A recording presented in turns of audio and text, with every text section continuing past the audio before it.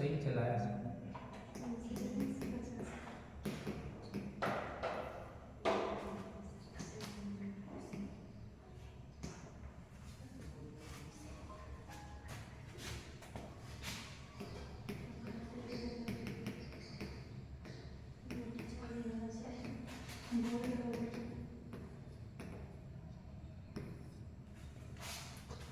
पहला आज आप लोग कोड बनाना सीखेंगे।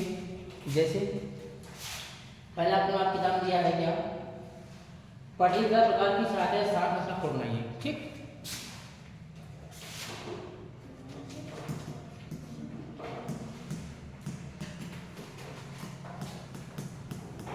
पटरी और प्रकार की सहायता से 60 अंश का कोण बनाएंगे। ठीक, पर्टिकुलर प्रकार की सहायता से 60 अंश का हमें क्या बनाना है, कोण बनाना है। ठीक, सबसे पहले हम लोग क्या करने वाले हैं, यहां हम लोग लिखने वाले हैं क्या,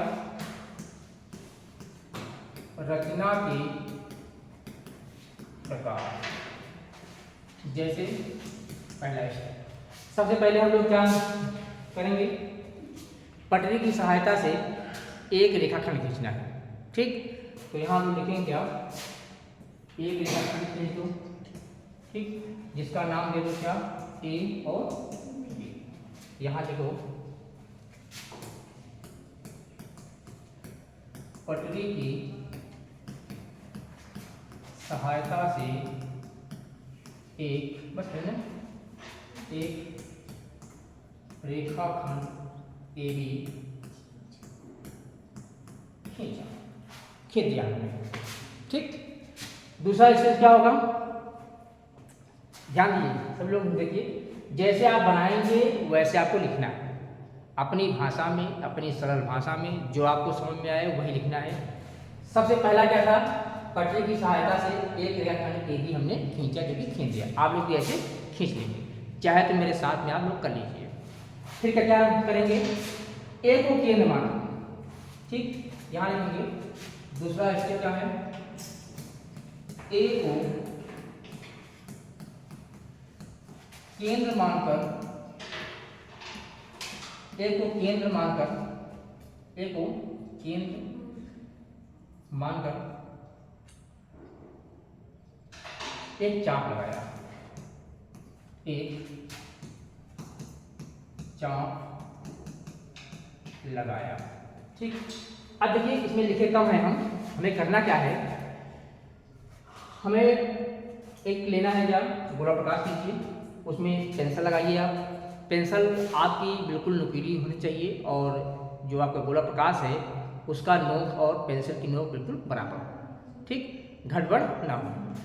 क्या करना है, ए को हम लोग क्या करेंगे, केंद्र मानेंगे, और एक और सही लिख क्या, ए को केंद्र मानकर,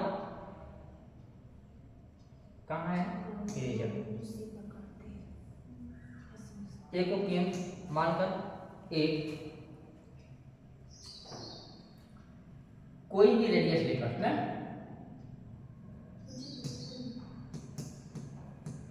कोई भी त्रिज्या, कोई भी त्रिज्या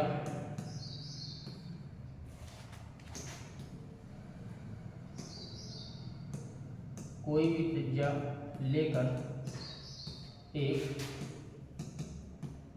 चाप लगाए। चलिए लगाइए आप। तो ये क्या करेंगे, इसको हम लोग को केंद्र मानेंगे, गोले प्रकाश में कोई रेडियस ले लेंगे, एक फिक्स रेडियस होना चाहिए, निश्चित रेडियस।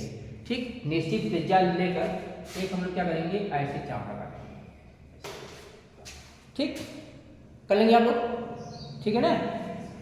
अब इसको आप कुछ मान लीजिए, चाहे इसको चाहे आप m मान लीजिए। तीसरा स्टेप क्या होगा हमारा,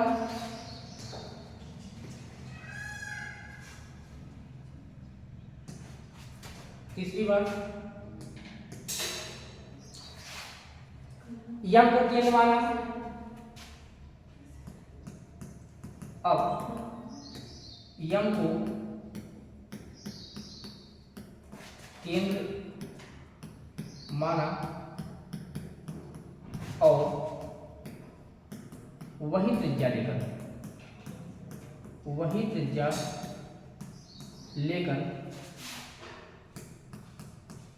पुनः एक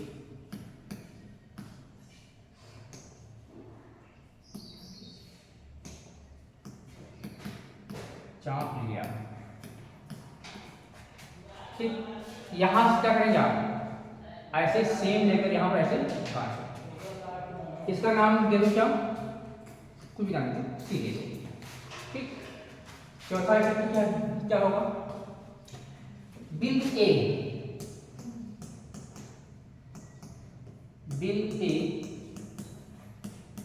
और सी से पटरी की सहायता से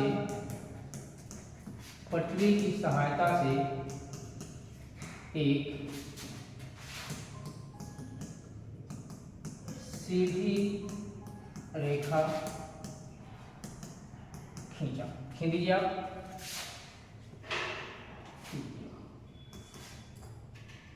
ठीक है ना, एक सीधी रेखा खींचा।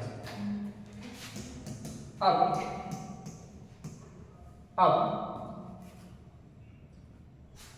कोण सी ए, ये हम कहते हैं सी ए बी कह रहे हैं ना,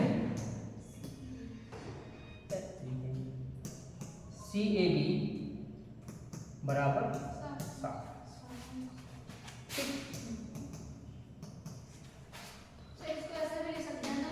हाँ हाँ भाई, आप ये भाषा जैसी हो लिख लो। हाँ बिल्कुल, अच्छा यही है, ए और सी से पटरी की सहायता से एक रेखा खींचाया, बिंदु ए और सी को मिलाया, ऐसे लिखा जाता है, बिंदु ए और सी को मिलाया। ठीक, निकाल लो आप लोग।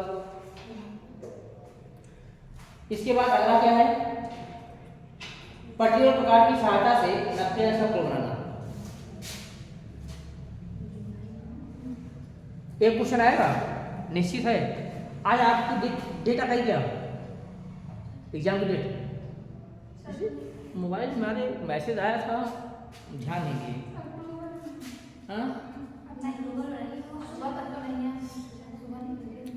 नहीं, कॉलेज से मैसेज नहीं था, नोटिफिकेशन।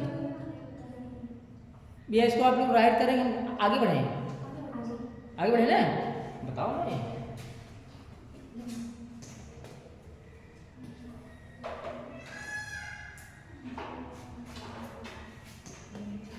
दूसरा क्या है,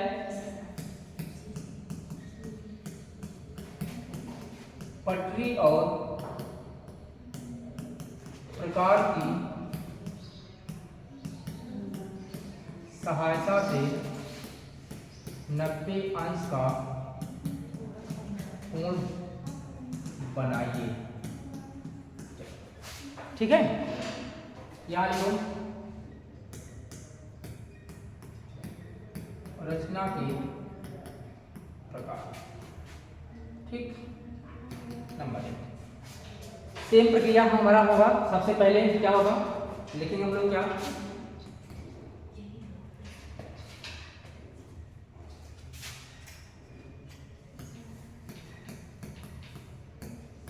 पटरी की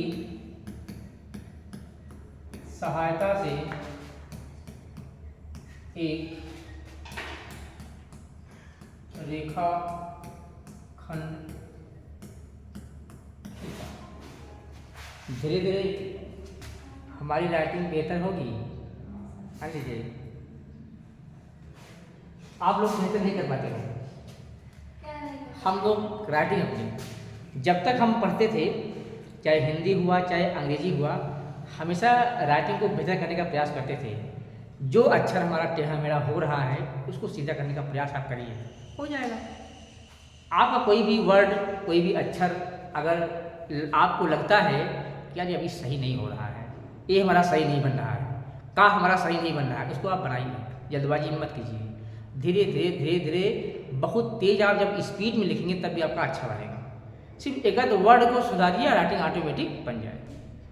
सबको नहीं सुधारना है, पूरा पेज को नहीं सुधारना है आपको, एक वर्ड को सुधारना है जो कि आपको लगे कि हाँ ये अभी मेरा कम ठीक बन रहा है, था हमसे नहीं बन पा रहा है, घा हमसे नहीं बन पा रहा है अच्छा से, बस ऑटोमेटिक बन जाएगा। पहले से क्या है, पटरी की सहायता से हमने एक रेखाखंड ए बी नहीं लिखा, एक रेखाखंड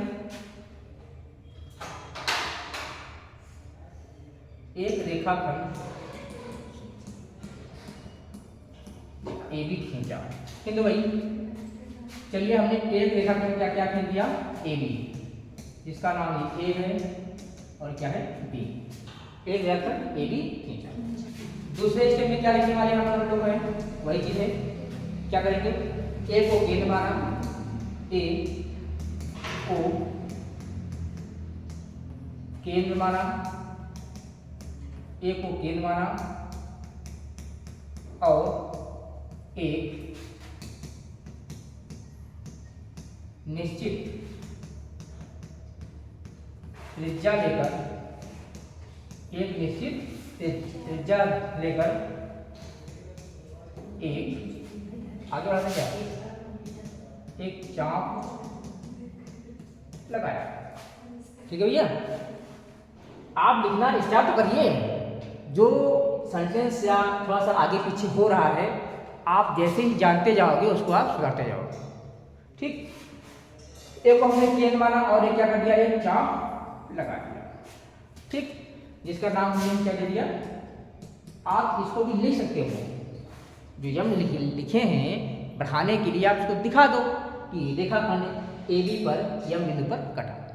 ठीक, बढ़ा दो थोड़ा सा, बढ़ जाएगा स्टेप आपका। नेक्स्ट क्या होगा,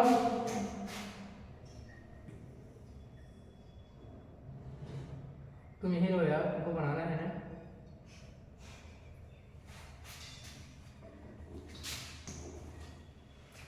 तीसरी स्टेप क्या होगी हमारी,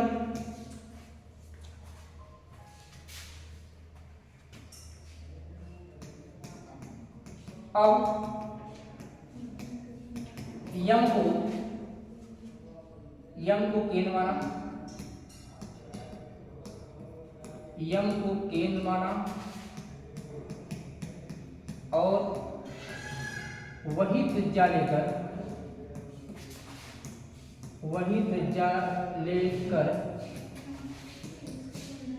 एक और चाप लगाया। ठीक, लगा दो भाई, चलो मान लो यहाँ कर दिया, इसका नाम क्या हो गया, सी हो गया। ठीक,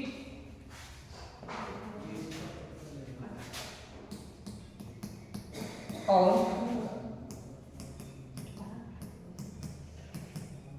इसी प्रकार सी को केंद्र माना,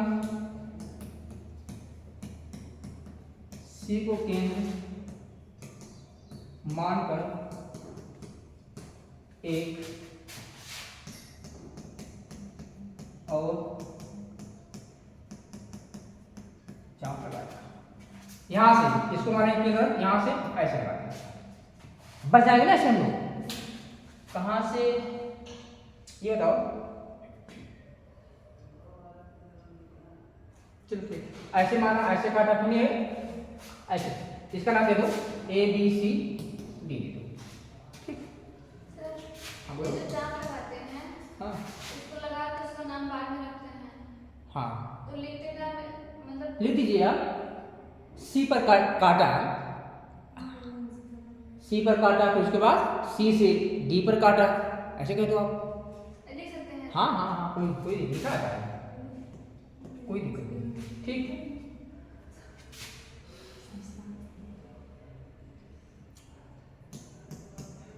पुनः इसी प्रकार सी और डी को क्रमशः केंद्र मानते हुए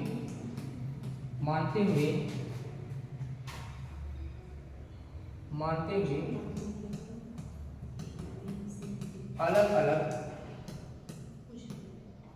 पूछो, अलग अलग लगा दो भाई, इसको मानेंगे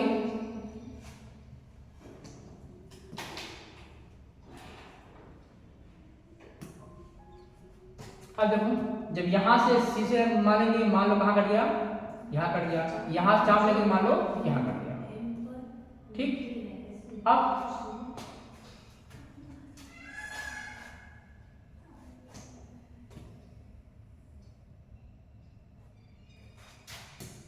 अरे यार अभी अभी नहीं लगा है क्या, पांचवा, ठीक। सर सी और सी को कॉन्सोनेंट मानेंगे, सी और डी, सी और डी, हाँ सी और डी, सी सी और डी। अब क्या लिखें, उसका नाम नहीं दिया है ना, उसका नाम दीजिए, फिर उसके बाद नाम ए बी सी डी, मान डी है नहीं, A B C D E, बिंदु बिंदु ई, बिंदु ई,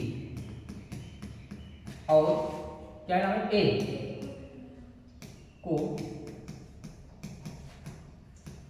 आपस में मिलाए, मिला दो, कहाँ मिलेगा,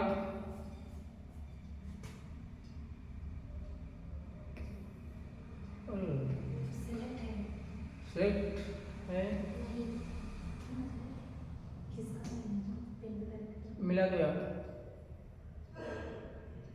यहाँ कौन कितने बन रहा है,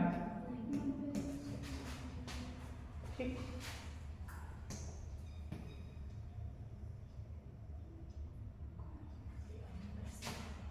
क्या लिखे बताओ, अगली पॉइंट में बताओ क्या लिखें, हाँ बोलो, अतः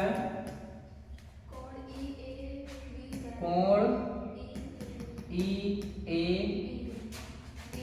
बी इक्वल, ठीक।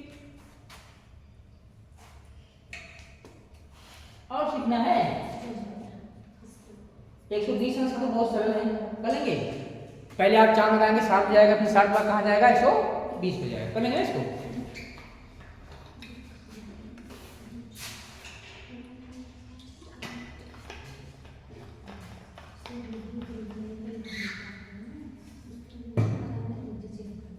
चलिए सुनो यार, बड़ी अच्छी टॉपिक एक है, फोकल कुछ महत्वपूर्ण अब ग्रही, इसमें से कुछ चीजें निकल कर आएंगी जो कि बहुत इंपॉर्टेंट है, आपकी किताब में दिया नहीं गया है।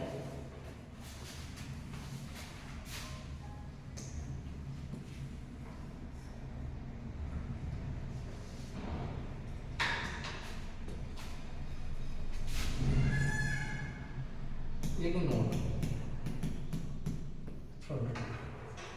देखो इससे पहली पॉइंट हमारे पास क्या दिया है, यदि एक रेखा के किसी बिंदु से, यदि एक रेखा के किसी बिंदु से रेखा के एक और कोई किरण खींची जाए तो इस प्रकार बने दो आसन्न कोणों का योग क्या होता है, 90, सॉरी 2 समकोण होता है।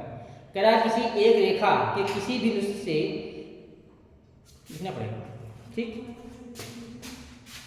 नंबर 1, यदि एक रेखा के, यदि एक रेखा के किसी बिंदु से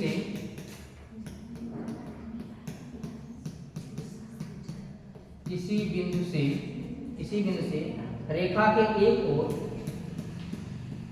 रेखा के एक ओर किरण खींची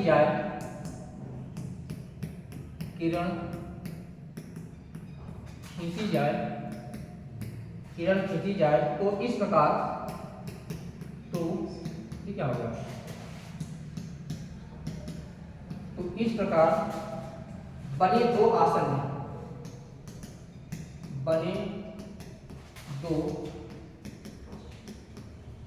आसन्न कोणों का योग,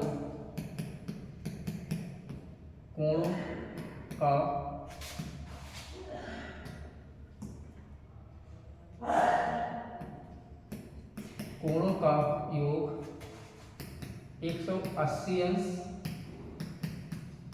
होता है। क्या इसका मतलब है?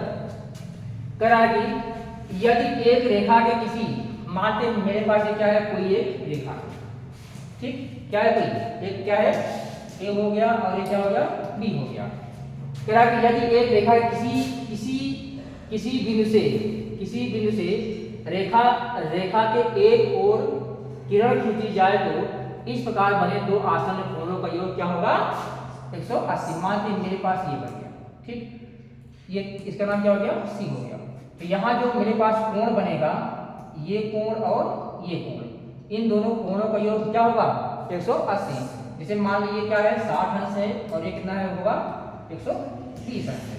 तो यहाँ हम लोग लिखेंगे क्या कि एंगल ए, यहाँ को करते हैं, ठीक, AOC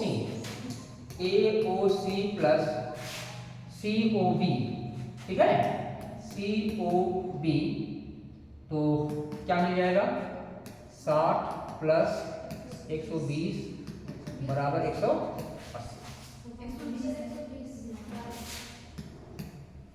ठीक। दूसरी बात क्या है, जो बातें आप नहीं लिखे हो ना समझ, उसको नोट कर लिया करो, थोड़ा सा हम रुक जाएंगे, बता दिया करो। दूसरी बात क्या इसमें दिया है, यदि दो आसन्न कोणों का योग दो समकोण हो तो इनकी वाह भुजाएं एक ही रेखा में होंगी, इसकी वाह भुजाएं। दूसरा पॉइंट है, यदि दो आसन्न कोणों का योग, यदि दो आसन्न कोणों का योग दो समकोण हो, टू समकोण अर्थात 180 अंश हो तो उनकी वाह भुजाएं, उनकी वाह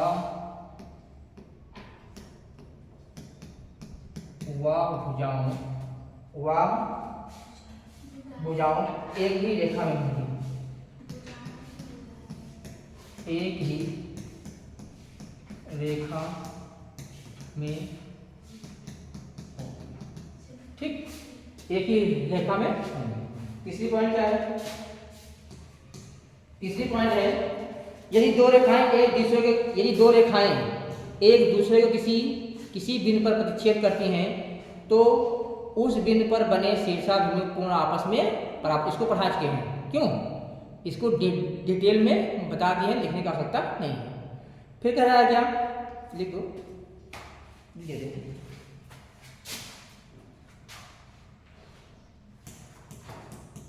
यदि दो रेखाएं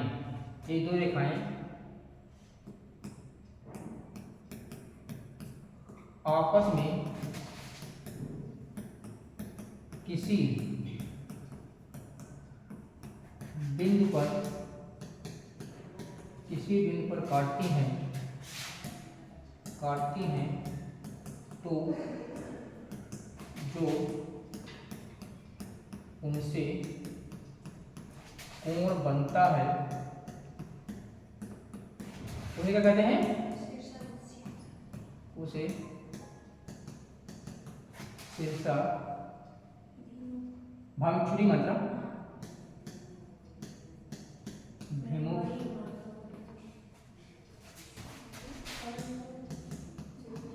कोण कहते हैं। कैसे होगा, एग्जाम्पल थोड़ा देख लो। जैसे क्या है, एक रेखा मेरे पास ये है, दूसरी रेखा क्या है,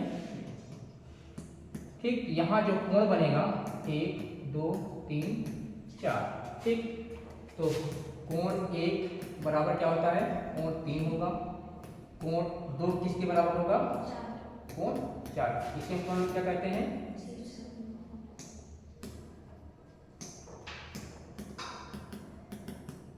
शीर्षाभिमुख अभिमुख कोण कहते हैं। ठीक, नोट करें शीर्षाभिमुख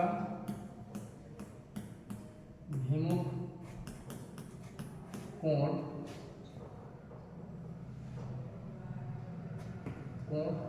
शीर्षाभिमुख कोण में शीर्षाभिमुख कोण क्या बताना चाह रहे हैं कि शीर्षाभिमुख इनके आमने सामने कोण कैसे होते हैं, आपस में बराबर होते हैं। शीर्षाभिमुख सर शीर्षाभिमुख कोण है, आमने सामने का कोण बराबर। शीर्षाभिमुख कोण में क्या बराबर है, क्या या नहीं, आमने सामने के कोण आपस में बराबर। ठीक, नेक्स्ट क्या है, यदि दो रेखाएं परस्पर प्रतिच्छेद करें तो शीर्षाभिमुख कोण आपस में समान, ये था टॉपिक। यदि एक तिर्यक रेखा दो समांतर रेखाएं वो काटती हैं तो संगत कोण बराबर होता है, एकांतर कोण बराबर होता है, क्रमशः अंतर कोण कैसे होते हैं, सब। ये बड़ा इंपॉर्टेंट है। ठीक, ये टॉपिक जो है बड़ा इंपॉर्टेंट है, कल इसके बारे में ग्राफ द्वारा बताया।